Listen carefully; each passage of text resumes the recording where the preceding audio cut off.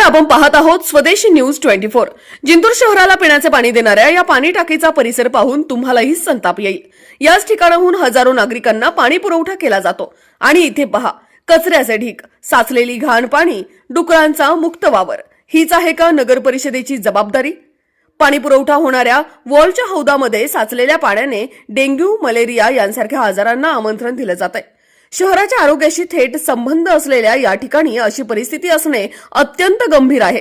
प्रशासन झोपेत आहे का, अशी चर्चा शहरात सुरू आहे। जिंतूर शहराला पिण्याचे पाणी पुरवणाऱ्या पाणी टाकी परिसरातील हे दृश्य चिंताजनक आहे। नागरिकांनी प्रशासनाकडे तात्काळ स्वच्छता मोहीम राबवण्याची मागणी केली आहे। सार्वजनिक आरोग्याच्या दृष्टीने हा विषय गंभीरपणे घेणं आवश्यक आहे। आता प्रशासन यावर काय कारवाई करते हे पाहणं महत्त्वाचं ठरणार आहे। स्वदेशी न्यूज साठी अजमत पठाण, जिंतूर।